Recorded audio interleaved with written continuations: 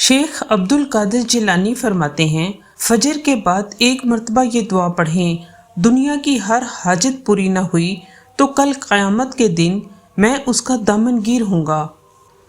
حضرت شیخ عبد القادر جیلانی رحمۃ اللہ علیہ سے روایت ہے کہ جو شخص اس دعا کو بعد نماز فجر پڑھے یا ہر روز 10 مرتبہ پڑھے تو سردار بنے، اگر روزانہ 9 مرتبہ پڑھے یا ہفتے میں 1 مرتبہ پڑھے تو اس کا ہر مقصد اللہ تعالیٰ پورا کریں گے۔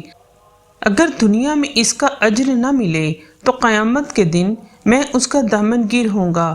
دعا یہ ہے: بسم اللہ الرحمن الرحیم، سبحان القادر القاہر القوی المتعالی، لا الہ الا ہوا، یا حی یا قیوم، یا ذی الجلال والاکرام، ولا حول ولا قوة الا باللہ العلی العظیم۔